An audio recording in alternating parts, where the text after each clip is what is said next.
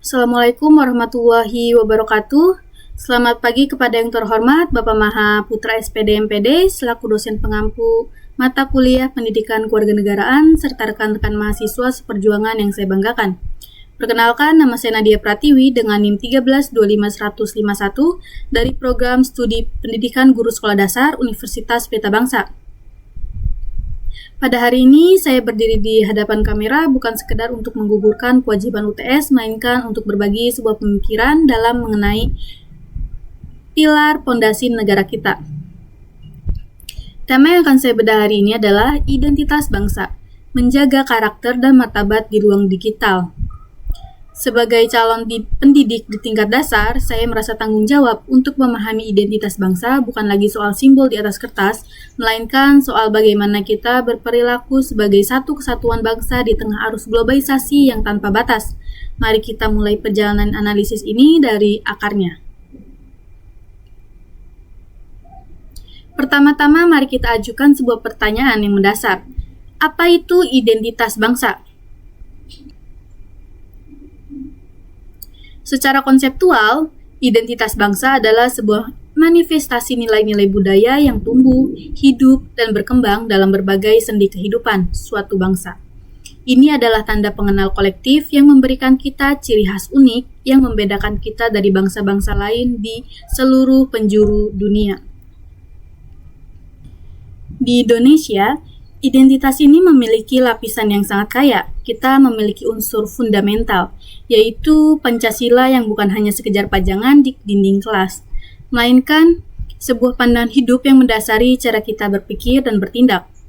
Kita juga memiliki unsur instrumental seperti Sangsaka Merah Putih, bahasa Indonesia yang mempersatukan ribuan pulau, serta semboyan Bhinneka Tunggal Ika yang menjadi pengikat di tengah keberagaman yang luar biasa. Namun, di era transformasi teknologi yang kita alami sekarang, identitas tersebut mengalami perluasan ke ranah yang kita sebut sebagai identitas digital. Identitas digital adalah bagaimana nilai-nilai luhur Pancasila itu diterjemahkan ke dalam interaksi kita di dunia maya. Identitas bangsa saat ini tidak lagi hanya ditentukan oleh apa yang kita pakai atau apa yang kita bicarakan di dunia maya, tetapi juga oleh jejak digital yang kita tinggalkan. Cara kita beradu argumen di kolom komentar, dan bagaimana kita mempresentasikan wajah Indonesia di hadapan masyarakat internasional melalui layar smartphone kita. Jika kita melihat ke sekeliling kita hari ini, identitas bangsa masih berdenyut kencang melalui berbagai fenomena sosial. Contoh pertama adalah reaktualisasi wastra Nusantara. Perhatikan bagaimana generasi muda sekarang mulai memandang batik, tenun, dan songket bukan sebagai pakaian yang kaku atau hanya untuk acara seremonial. Ada kebanggaan baru yang saat mengenakan kain tradisional dalam aktivitas keseharian yang dipadukan dengan gaya modern. Ini adalah bukti nyata bahwa identitas visual kita tetap relevan dan dicintai melalui batas generasi. Contoh kedua adalah fenomena solidaritas digital. Indonesia seringkali dijuluki sebagai negara dengan netizen yang paling aktif dan militan di dunia. Ketika ada unsur luar yang mencoba menyentuh kedaulatan kita atau merendahkan martabat budaya kita, secara otomatis muncul sebuah gelombang pembelaan kolektif yang luar biasa masif. Di sini kita melihat bahwa rasa memiliki terhadap bangsa ini tidak pernah luntur. Identitas kita sebagai bangsa yang bersatu tetap menyala kuat, terutama saat kita merasa rumah kita sedang diganggu. Namun, kejayaan identitas tersebut bukan tanpa hambatan. Permasalahan yang nyata kita hadapi hari ini adalah terjadinya krisis komunikasi budaya di ruang digital. Ada sebuah ironi besar, bangsa kita dikenal di seluruh dunia sebagai bangsa yang paling ramah atau most hospitable. Namun di dunia maya, data seringkali menunjukkan hal yang sebaliknya. Mari kita bedah sebuah kasus nyata yang sangat relevan dan sempat mengguncang ruang digital di awal tahun 2026 ini. Bersumber dari Sindo News pada Februari 2026 tentang Siblings versus Kineeds, studi kasus krisis komunikasi budaya di era viralnya identitas digital. Studi kasus ini mengenai fenomena Siblings versus Kineeds. Konflik digital ini bermula dari sebuah insiden teknis kecil pada konser grup musik Korea di Kuala Lumpur. Namun, masalah kecil tersebut dengan cepat terbakar menjadi konflik besar ketika oknum netizen luar mulai melontarkan komentar-komentar yang sangat merendahkan identitas fisik, ekonomi, dan derajat sosial masyarakat Asia Tenggara. Respon dari netizen kita melahirkan identitas solidaritas baru yang disebut Siblings atau Southeast Asia Siblings.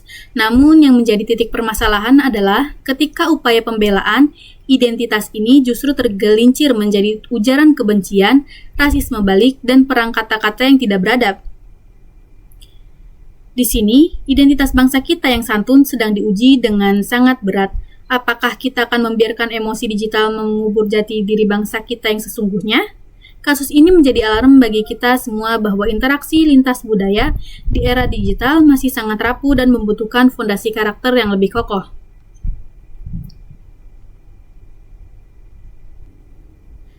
Berdasarkan analisis, saya ingin menyampaikan sebuah kritik tajam. Selama ini, institusi pendidikan kita seringkali terjebak dalam nasionalisme romantis.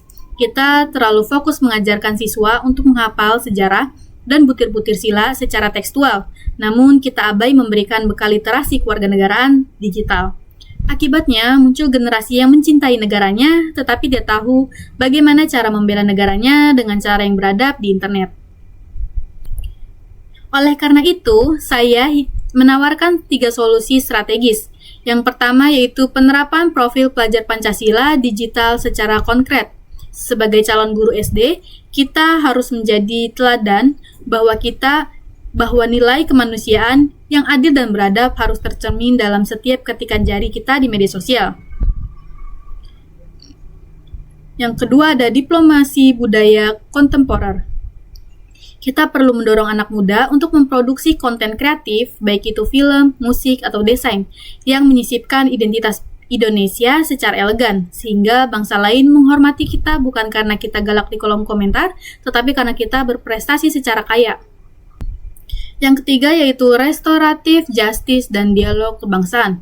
Penegakan hukum terhadap isu SARA harus dibarengi dengan edukasi yang mendalam, agar setiap konflik digital menjadi pelajaran untuk memperkuat interaksi lintas identitas, bukan justru memperlebar jurang pemisah. Sebagai penutup, saya ingin menegaskan bahwa identitas bangsa bukanlah suatu yang sudah selesai atau statis. Ia adalah sesuatu yang harus kita rawat dan kita menangkan setiap harinya, baik di dunia nyata maupun di jagat maya. Mari kita tunjukkan bahwa identitas asli Indonesia adalah bangsa yang cerdas, bangsa yang santun, dan bangsa yang bermartabat di mata dunia. Terima kasih atas perhatiannya. Mari teman-teman semua menjaga identitas negara dengan melestarikan budaya dan nilai-nilai luhur bangsa ini dalam setiap tindakan nyata. Mari kita buktikan bahwa bangsa Indonesia adalah bangsa yang besar karena budayanya dan abadi karena karakter rakyatnya. Saya Nadia Pratiwi, pamit undur diri. Hidup mahasiswa, hidup pendidikan Indonesia. Wassalamualaikum warahmatullahi wabarakatuh.